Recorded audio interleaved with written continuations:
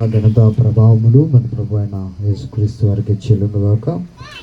వచ్చిన ప్రియ దేవుని బిడ్డలందరికీ నా హృదయపూర్వకమైన వందనాలు తెలియజేస్తూ ఉన్నాను.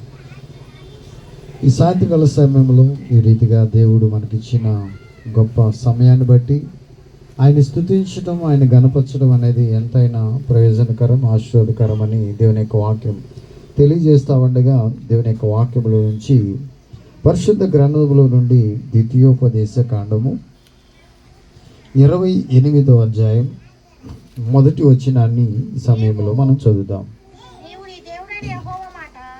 నీవు నీ దేవుడైన యెహోవా మాట శ్రద్ధగా విని నేడు నేను నీకు ఆజ్ఞాపించుచున్న ఆయన ఆజ్ఞలన్నిటినీ అనుసరించి నడుచుకుని ఎడల నీ దేవుడైన యెహోవా భూమి మీదనున్న సమస్త జనముల కంటే నిన్ను హెచ్చించును. చిన్న ప్రార్థన చేసుకొని ఈ వాక్యాన్ని మనం ధ్యానం చేద్దాం.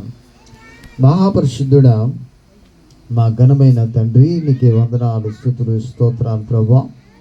ఈ సాయంత్రకాల సమయంలో మా కుటుంబం వల్ల అన్నీ కలిసి నాయన అందరం కలిసి నీ పాద సన్నిధిలో తండ్రి నాయన కొద్దిసేపు నాయన గడపడానికి మీరు ఇచ్చిన యోగ్యతను బట్టి, ధన్యతను బట్టి నీకే స్తుతులు, స్తోత్రాలు ప్రభా నాయన.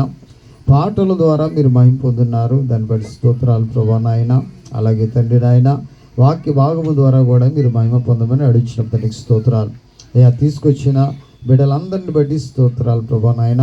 నీ వాక్యపు లోతుల్లో నుండి నీ వాక్యం ఏమి నాయన మాకు బోధిస్తుందో, ఏమి నాయన మాకు నాయన చెబుతున్నారో దాని ప్రకారం మేము జీవించగలట్టు కృప దయచేయండి అయ్యా. నైనా నీ శక్తిని, కృపాని, కాపుదలను మా మీద, మా కుటుంబాల మీద ఇచ్చి మీరే నడిపించండి తండ్రికి స్తోత్రాలు. ఈ వాక్యం నాయన అర్థమయ్యే రీతిలో మీరే మాకు బోధించమని మా ప్రభు రక్షకుడైన యేసయ్య నామములో వేడుకొంచు ప్రార్థన చేస్తున్నాము తండ్రి, ఆమేన్. ఇది మోషే రాశాడు ఈ యొక్క ద్వితీయోపదేశ కాండాన్ని. ఈయన ఆనాడు ఇజ్రాయిలు ప్రజలకు ఈ యొక్క మాటని రాస్తూ ఈ యొక్క పరిశుద్ధ గ్రంథంలో ఈ సాయంత్రకాల సమయంలో మనకు కూడా ఈ వాక్యాన్ని జ్ఞాపకం చేస్తూ ఉన్నాడు. ఈ రోజున మనం హెచ్చించబడాలంటే, మన కుటుంబాలు ఉన్నతమైన స్థితిలో దీవెనకరంగా, ఆశీర్వాదకరంగా చేయబడాలంటే ఎవరి మాట వినాలి? ఎవరి మాట వింటే మన జీవితము బాగు చేసుకుంటాం, ఎవరి మాట వింటే మన జీవితాలు, మన కుటుంబాలు బాగుపడతాయో ఒకసారి ఆలోచించేయాలి ప్రియ దేవుని బిడ్డలారా. ఎందుకంటే గత వారం మనం విన్నాం, ఆయన మాట ప్రకారము సెలవిచ్చినప్పుడు, ఆయన మాట చొప్పున చేస్తే పేతురు యొక్క జీవితంలో ఎంతటి ఆశీర్వాదాన్ని చూశాడో గత వారం దేవుని యొక్క వాక్యాన్ని విన్నాం. ఈ రోజున దేవుని యొక్క మాటలు మనం గమనించినట్లయితే ఆయన మాటను ఏం చేయాలంట?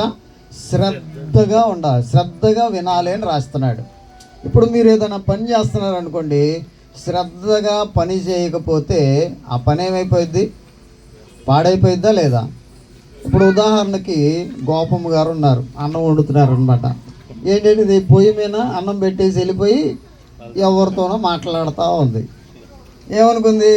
దాని మీద శ్రద్ధ పెట్టలా, అన్నం మీద శ్రద్ధ పెట్టలా. ఆ శ్రద్ధ పెట్టకపోయేసరికి ఏమైంది? మళ్ళీ ఆమె తిరిగి వచ్చేలేక అన్నం ఏమైంది? తినటానికి వీలు లేకుండా మాడిపోయింది. అంటే ఏ పనిలో అయినా సరే, ఏ పని చేసినా ఆ పనిలో శ్రద్ధ పెడితే తప్ప ఆ పని మనం ఆ పని విజయవంతంగా మనం జరిగించలేము.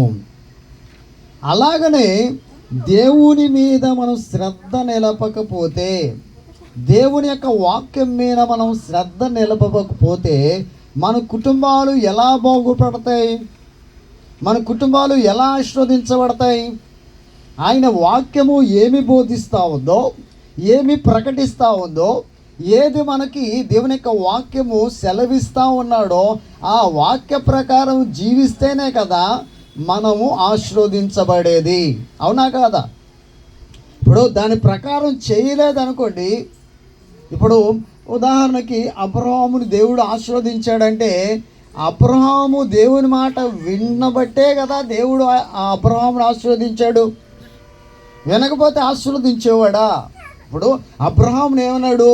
నీ స్వజనులని, నీ తండ్రి ఇంటి వారిని వదిలిపెట్టి నువ్వు నేను చూపించబోయే దేశానికి నువ్వు వెళ్ళు అంటే వినబట్టే దేవుడు అబ్రహాముని ఆశీర్వదించాడు అని మనం దేవుని యొక్క లేఖనాల్లో మనం చూడొచ్చు.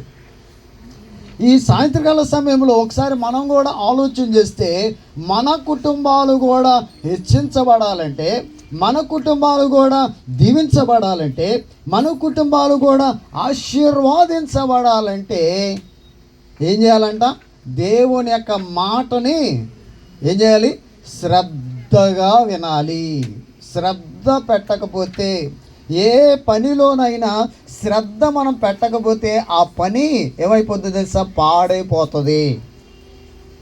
అలాగనే ఈ రోజున ఈ సమయంలో ఒకసారి మనం ఆలోచన చేస్తే, నీవు నీ దేవుడైన యెహోవా మాట ఏంటిదంటే, ఈ మాట దేవుని యొక్క మాట. అంటే దేవుని యొక్క మాట ఎంత శక్తివంతమైనదో, ఎంత శక్తి కలిగినదో, ఎంత ప్రభావం కలిగినదో, ఆ మాట ద్వారా ఎలాంటి కార్యాలు జరుగుతాయో మనం దేవుని యొక్క వాక్యములో నుండి మనం ఒకసారి ఆలోచన చేస్తే, ఆయన మాట ద్వారా ఏం చేశాడు? ఈ సృష్టి అంతా తయారైంది. ప్రియ దేవుని బిడ్డలారా, అంటే నోటి మాటతో ఆయన సృష్టిని కలుగజేశాడని వాక్యం బోధిస్తూ ఉంది. అంటే ఈ మాటలో ఎంత ప్రభావం ఉందో, ఎంత శక్తి దాగుందో మనం ఒకసారి ఆలోచన చేయాలి. అంటే ఈ మాట వింటే, దేవుని యొక్క మాట వింటే ఎంత ఉపయోగకరమో, ఎంత ఆశీర్వాదమో, మన కుటుంబాలకి మనకి ఎంత దీవెనో ఒకసారి ఈ సాయంత్రకాల సమయంలో మన అందరం ఆలోచించేద్దాం. ప్రియ దేవుని బిడ్డలారా. ఇక్కడ అంటున్నాడు, అన్నాడు ఇశ్రాయేలీయులకు రాస్తున్న మాట ఈ సాయంత్రకాల సమయంలో మనతో కూడా దేవుడు పలుకుతా ఉన్నాడు. చూడండి, ఇక్కడ యెహోవా మాట శ్రద్ధగా విని ఏం చేయాలంట?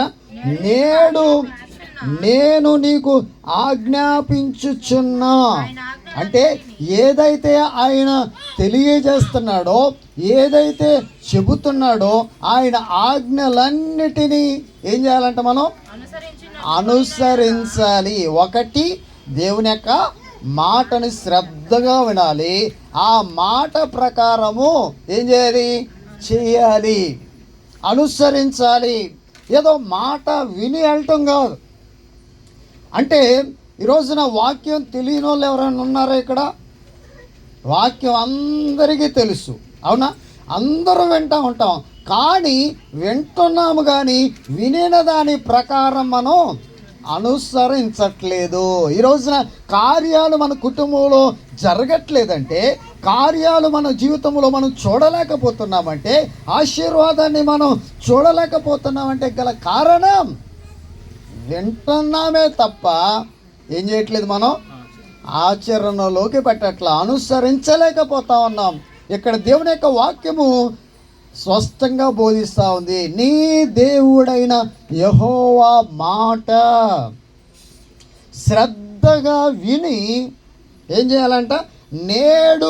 నేను నీకు ఆజ్ఞాపించుచున్నా ఆయన ఆజ్ఞలన్నిటినీ అనుసరించి నడుచుకున్న ఎడల ఏమన్నాడు?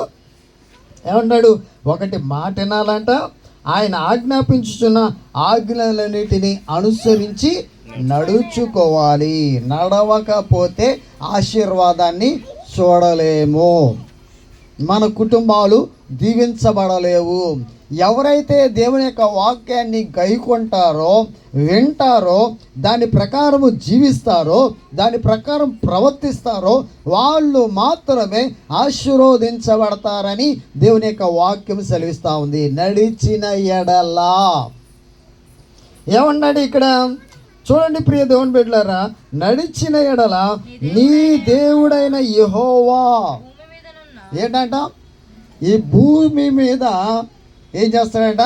ఆశీర్వాదాన్ని చూడగలం. ఈ భూమి మీద ఆశీర్వాదాన్ని చూడగలగాలంటే దేవుని మాట వినాలి. రెండోది అనుసరించి నడవాలి. నడిస్తే ఈ భూమి మీద ఉన్న జనముల అందరికంటే, సమస్త జనములందరికంటే ఏం చేస్తాడంట? హెచ్చిస్తాడు అని రాయబడింది.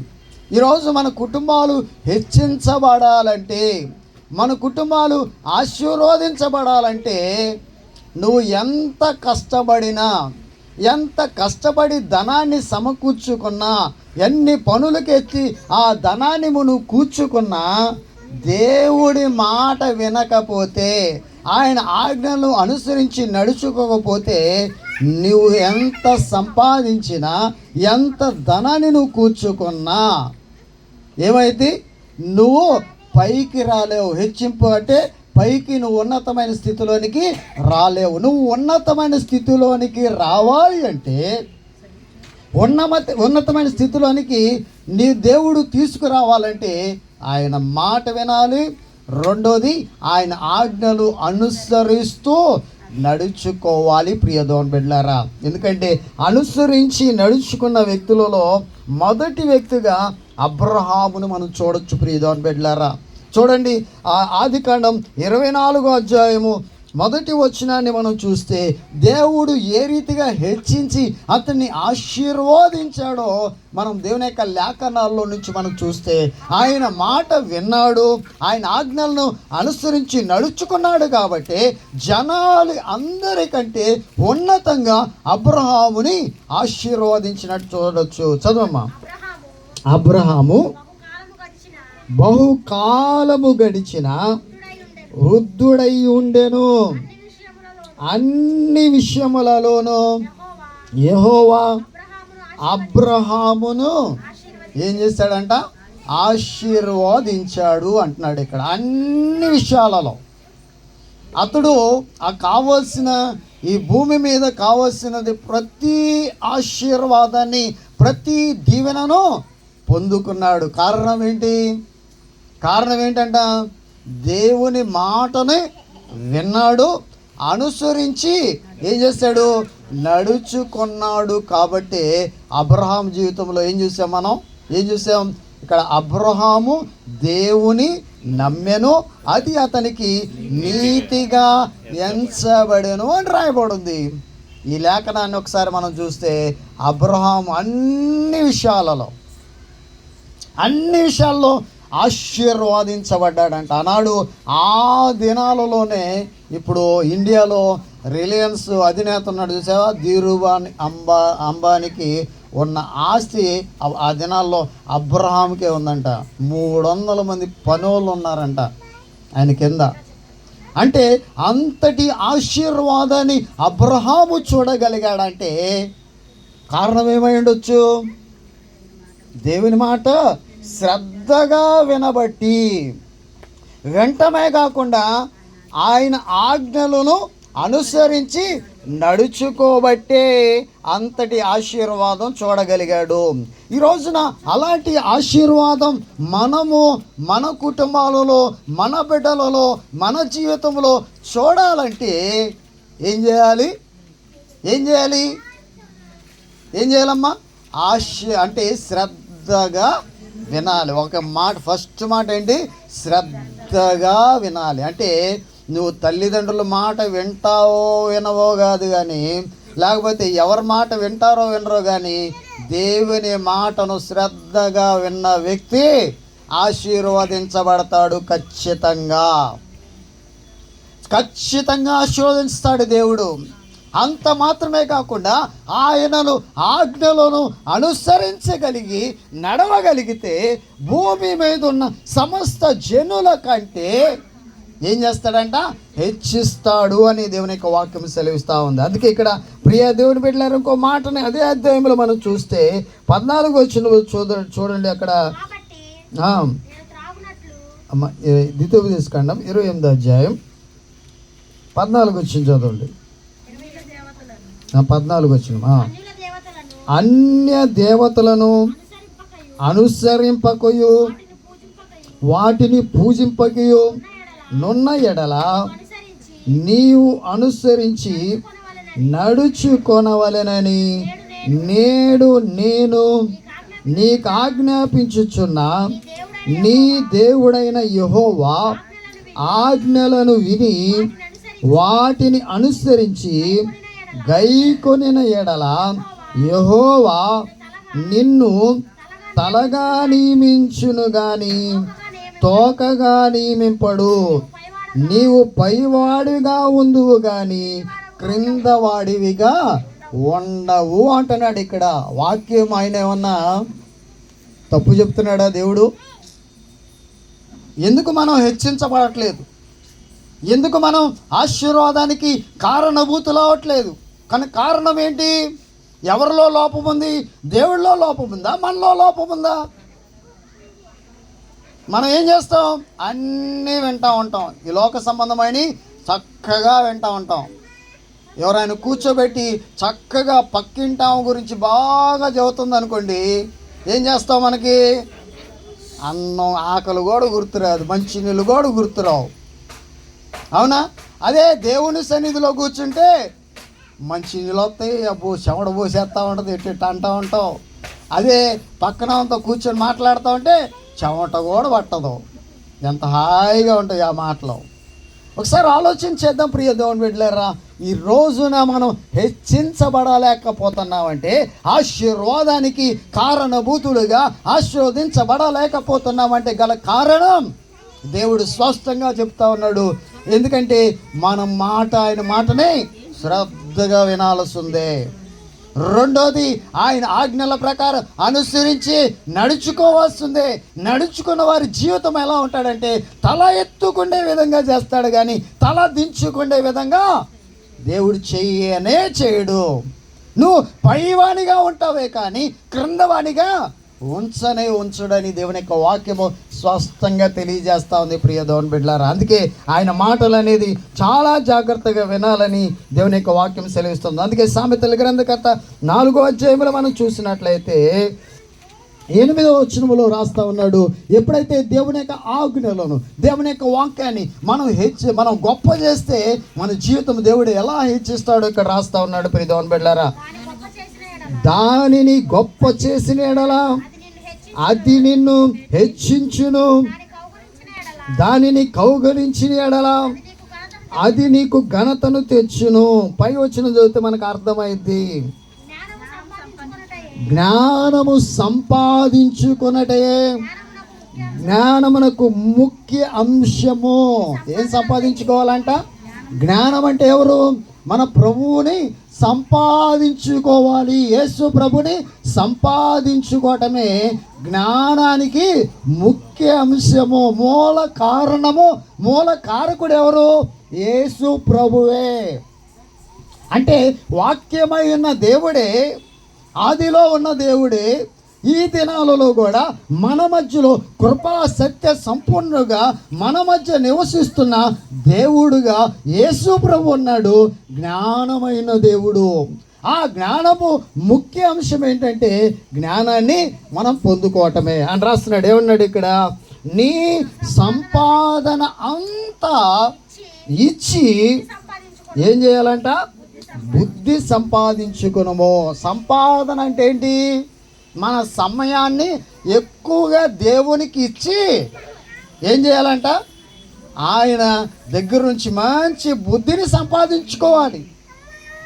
ఎప్పుడైతే మనం సంపాదించుకుంటామో ఇక్కడ రాస్తా ఉన్నాడు, అప్పుడు ఏం జరిగిందంట? దానిని గొప్ప చేసిన ఎడలా ఏంటంట? దేవుని యొక్క ఆజ్ఞలు అనుసరించి నడుచుకొని ఆయన మాటల్ని నువ్వు శ్రద్ధ భక్తులతో విని దాని ప్రకారం నువ్వు నడుచుకున్నట్లయితే ఏం జరుగుతుందంట? ఇక్కడ ఏమంటున్నాడు? దాన్ని గొప్ప చేసిన ఎడల అదేం చేస్తుందంట? దేవుడు ఏం చేస్తాడు? నిన్ను హెచ్చిస్తాడు. ఇంకేం చేయాలంట? దానిని కౌగలించిన ఎడల అది నీకు ఘనత తెచ్చును అంటున్నాడు ప్రియ దేవుని బిడ్డలారా. ఈ సమయంలో ఒకసారి మనం ఆలోచించేద్దాం దేవుని యొక్క వాక్యంలో. ఈరోజు మనం దీవించబడాలంటే, ఆశీర్వదించబడాలంటే ఒకటి ఏం నేర్చుకున్నాం? మనం శ్రద్ధగా వినాలి. రెండోది ఏం చేయాలి? ఆ వాక్యాన్ని ఏం చేయాలి? అనుసరించి నడుచుకోవాలి. ఈ రోజున మనం ఏం చేయాలంటే దానికోసం ఏం చేయాలి? మన జీవితాన్ని ప్రభువుకి అప్పగించి మనలో మనం తగ్గించుకొని ప్రభువులో ఏం చేయాలి? ప్రభువుకి స్థానం ఇచ్చి మన హృదయంలో ఆయనకి చోటు ఇచ్చినట్లయితే దేవుడు ఏం చేస్తున్నాడు చూడండి. యాకోబు రాసిన పత్రిక 4:10 అంటున్నాడు చూడండి. ఇక్కడ రాస్తున్నాడు, ఎవరి కోసం అంటే మన జీవితాన్ని ప్రభువు ఎలా తగ్గించుకుంటే మనం హెచ్చించబడతామో రాస్తున్నాడు. చదవండి. ప్రభువు దృష్టికి మిమ్మును మీరు తగ్గించుకొనుడి, అప్పుడు ఆయన మిమ్మును హెచ్చించును. ఏం చేయాలి? ప్రభువులో మనం ఏం చేయాలి? మనల్ని మనం తగ్గించుకోవాలి. ఏమనుకోవాలి? ప్రభువులో మన జీవితాన్ని, మన బ్రతుకుని ప్రభు చేతిలో పెట్టుకొని, ప్రభువా నువ్వే నా ఆశీర్వదుర్గం, నువ్వే నా దేవుడివి, నువ్వే నా నమ్మదగిన ప్రభువి, నువ్వే నా జీవితాన్ని బాగు చేయగలిగిన దేవుడివి, నేను నీ మాట శ్రద్ధగా వింటాను, నీ యొక్క వాక్య ప్రకారం నేను అనుసరించి నడుస్తానని నిన్ను నువ్వు ఏం చేయాలి? తగ్గించుకోవాలి ప్రభువులో. ఎప్పుడైతే ప్రభువులో తగ్గించుకుంటావో, ప్రభువుని తగ్గించుకొని హృదయపూర్వకంగా ఆయన్ని అనుసరిస్తావో, దేవుడు ఏం చేస్తాడు తెలుసా? ఆయన నిన్ను హెచ్చిస్తాడు అని రాయబడింది. ప్రియమైన బిడ్డలారా, ఈ రాత్రికాల సమయంలో ఒకసారి ఆలోచించేద్దాం. ఎందుకంటే దేవుడు మనల్ని హెచ్చించాలంటే, ఆశీర్వాదించాలంటే ఒకటేం చేయాలి? దేవుని మాట శ్రద్ధగా వినాలి. రెండోది ఏం చేయాలి? ఆయన వాక్యాన్ని ఏం చేయాలి? అనుసరించి నడుచుకోవాలి. నడుచుకున్న అబ్రహాం జీవితం ఏమైంది? దేవుడు ఆశీర్వదించాడా లేదా? ఇంకా చాలామంది భక్తులు ఉన్నారు. యేసేపు ఉన్నాడు, ఫలించేడి కొమ్మ అని ఆయన పేరు. ఏం చేశాడు? ఎన్ని శ్రమలు వచ్చి ఆయన మీద పడ్డా, ఎన్ని నిందలు వచ్చినా అన్నలు ఏం చేశారు? ఐగుప్తులకి అమ్మి వేశారు. ఆ బావిలో, నీరు లేని బావిలో పడేశారు. పోతిఫర్ ఇంట్లో అవమానం జరిగింది, జైల్లో పడేశారు. ఏం చేశాడు? దేవుడు ఏమైనా వదిలిచ్చాడు? ఆయన ఆ యేసేపుని విడిచిపెట్టాడా? ఏం చేశాడు? ఆ జైల్లో నుంచి తీసుకెళ్ళి ఎక్కడ కూర్చోబెట్టాడు? ఎక్కడ? ప్రధానమంత్రిగా కూర్చోబెట్టాడు, ఐగుప్తు దేశంలో. అంటే ఎంత హెచ్చించాడు! ఎవరి మాట వినబట్టి యేసేపుని హెచ్చించాడు దేవుడు. ఎవరి మాట వింటే? ఒక అట్టడుగు స్థాయిలో అన్నలు తృణీకరించారు, అన్నలు ఆయనకి విలువేవలా, కానీ దేవునికి స్థానం ఇచ్చి ఆయన మాట విన్న యేసేపు, ఆయన ఆజ్ఞలను గైకొన్న యేసేపు ఉన్నతంగా దేవుడు ఏం చేశాడు? ఆయన హెచ్చించినట్లు మనం చూస్తూ ఉన్నాం. ప్రియమైన బిడ్డలారా, ఈ సమయంలో మనము కూడా దేవుని సన్నిధిలో మనము కూడా హెచ్చించబడాలంటే, మనం కూడా ఆశీర్వదించబడాలంటే ఏం నేర్చుకోవాలి మనం? ఒకటి ఏంటమ్మా చెప్పండి? ఆయన మాట శ్రద్ధగా వినాలి. ఇప్పుడు నా మాట వినకపోయినా దేవుడి మాట ఖచ్చితంగా వినాలి. రెండోది ఏం చేయాలి? వాక్యం అంటే ఆయన ఆజ్ఞలు అంటే వాక్యం ప్రకారం ఏం చేయాలి? అనుసరించి నడవాలి. నడిస్తే అప్పుడు దేవుడు ఏం చేస్తాడు? ఈ భూమి మీద జనములు అందరికంటే నిన్నేం చేస్తాడంట? హెచ్చిస్తాడు అంట. అలాంటి ఆశీర్వాదం మన జీవితంలో చూడాలంటే తలలోంచండి, ప్రార్థన చేద్దాం. తలలోంచండి ప్రియమైన బిడ్డలారా, ప్రార్థన చేద్దాం. ప్రార్థనా పూర్వకంగా దేవుని అడుగుదాం. ప్రభువా, ఈ రాత్రికాల సమయంలో ఈ మాటలు నాయన మా ముందుంచావు. ప్రభువా నాయన, మీరు మాతో మాట్లాడినందుకు స్తోత్రాలు. ప్రభువా నాయన, నీ మాటలు నేను శ్రద్ధగా వింటాను నాయన, నీ ఆజ్ఞల ప్రకారం నేను గైకుంటాను ప్రభువా, అనుసరిస్తాను ప్రభువా అని హృదయపూర్వకంగా అడుగుదామా? హృదయపూర్వకంగా అడుగుదామా? ప్రభువా, ఎందుకు మనం హెచ్చించబడట్లేదు? ఎందుకు మన కుటుంబాలు ఆశీర్వదించబడట్లేదు? ఎందుకు మన కుటుంబాలు దీవించబడట్లేదు? ఇప్పుడైనా దేవుడు స్పష్టంగా మనతో మాట్లాడి ఉండగా ఈ రోజున మన దేవుని మాటను పెడచెవిన పెట్టబట్టి, దేవుని యొక్క వాక్యాన్ని పెడచెవిన పెట్టబట్టి మన కుటుంబాలు ఆశీర్వాదకరంగా మార్చబడట్లా, దీవెనకరంగా మార్చబడట్లేదు. ఈ రోజున ఉన్నతమైన స్థాయిలో నువ్వు రాలేకపోతున్నావంటే, రాణించలేకపోతున్నావంటే, చదువుల్లో, నీ పనుల్లో, కుటుంబ విషయాలలో, కుటుంబాలలో జయాన్ని నువ్వు పొందుకోలేకపోతున్నావంటే, ఈ లోకం మీద జయాన్ని, విజయాన్ని పొందలేకపోతున్నావంటే గల కారణం వాక్యాన్ని శ్రద్ధ పెట్టలేకపోతా ఉన్నాం, వాక్యాన్ని వినలేకపోతా ఉన్నాం.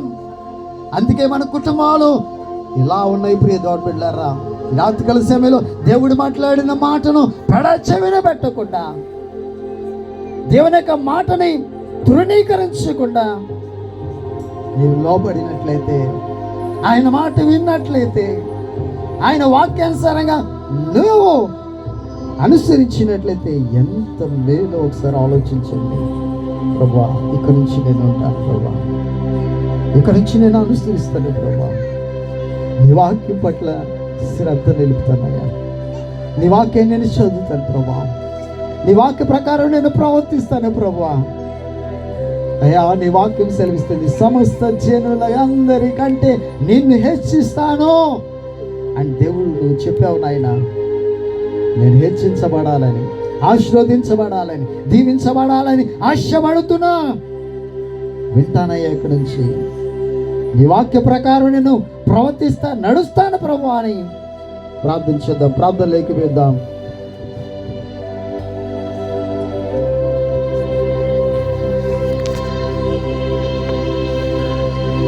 పరిశుద్ధుడా, ప్రేమగల తండ్రి, దయగల ప్రభువా, మీ ఘనమైన శ్రేష్టమైన పరిశుద్ధ నామానికి వందనాలు, స్తుతులు, స్తోత్రాలయ్యా. గడిచిన ప్రభుదినం నుండి ఈ ప్రభుదినం వరకు మీరు ఎక్కల నీళ్ళలో భద్రపరిచి, ఈ పరిశుద్ధ పునరుద్ధాన ప్రభుదినంలో సాయంత్రం సమయంలోనైనా మీ పాదాల చెంత చేరి మేము స్తుతించి మహింపరిచే కృపనిచ్చినందుకే స్తోత్రాలు చెల్లిస్తున్నాం. మహోన్నతుడా, మహాగణుడా, మీకు స్తోత్రాలు. అద్భుతకరుడా, ఆశ్చర్యకరుడా, మీకు స్తోత్రాలు. నిన్న నేడు నిరంతరము ఏకరీతిగా ఉన్న దేవా, మీకు స్తోత్రాలు. అల్ఫా ఓమేగా, మీకు స్తోత్రాలు.